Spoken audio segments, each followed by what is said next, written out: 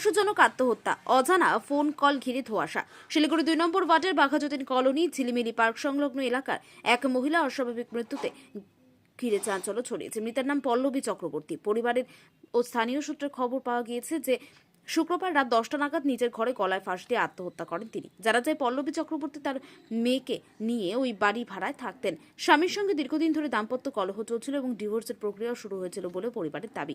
সেই কারণে স্বামী আলাদা থাকতেন। ঘটনায় রাতে মা ও মেয়ের মধ্যে পারিবারিক বিষয় নিয়ে অশান্তি হয় বলে জানা যায়। মেয়ের বক্তব্য অনুযায়ী ঘটনার আগে একটি অজানা নম্বর থেকে তার মোবাইলে ফোন আসে। সেই ফোন আলাপে কিছু ব্যক্তিগত বিষয় এবং কয়েকটি ছবি নিয়ে আলোচনা হয় বলে দাবি। এই ফোন কলের পরে মা ও মেয়ের মধ্যে বচসা শুরু হয় এবং সেই সময় মেয়ে ঘর ছেড়ে বাইরে চলে যায়। কিছুক্ষণ পরে আবার অজানা নম্বর থেকে ফোন আসে এবং তাকে ঘিরে মায়ের খোঁজ নিতে বলা হয়।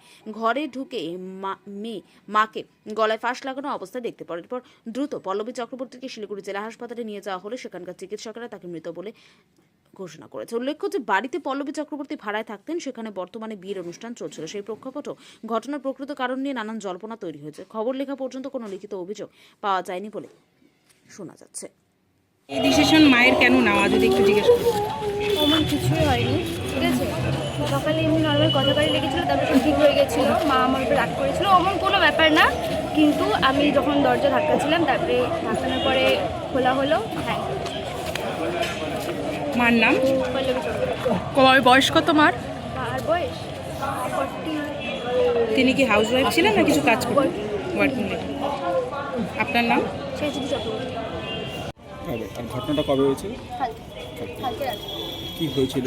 সূত্রপাতটা যদি জানতে চাই, ঝগড়ার সূত্রপাতটা কি নিয়েছিল? সূত্রপাত কিছু নিয়ে না, একটা ফটো নিয়ে ওরকম কোনো তুমুল ঝগড়া হয়নি। কথা কাটা যেরকম মা একটা সংসার, একটা ফ্যামিলি যেরকম মার মেয়ে। হ্যাঁ, ফোনের থেকে আমি জানতে পেরেছি, একটা ফোন এসেছিল, অনেক এসে ফোন এসেছিলো, সেই হিসাবে থেকে আমি জানতে পেরেছি। বাড়িতে ওরকম তুমুল কোনো ঝগড়া, এরকম মা আর মেয়ের মধ্যে এরকম একটা নর্মাল কথা কাটাকাটি লাগে, সেরকম লেগে আবার সব ঠিক হয়ে গেছিলো, ঠিক আছে। মানে ওরকম কোনো বড় ঝগড়া না, সব নর্মালি সব ঠিক হয়ে গেছিলো। কিন্তু আমি জানি না কার ফোন আসে? একটা অন্য নাম্বার থেকে একটা লোকের ফোন আসছিল। মায়ের নাম্বারে না তোমার নাম্বারে? বলেছিল দেখতে কি হয়েছে, তারপরে আমি যাই, আমি ছিলাম না ঘরে। সেই আননোন পারসনকে আপনি চিনেন কি? চিনেন এই বিষয়টা? আমি তো কিছু বলতে পারবো না, আমার তো এখানে বাড়ি না।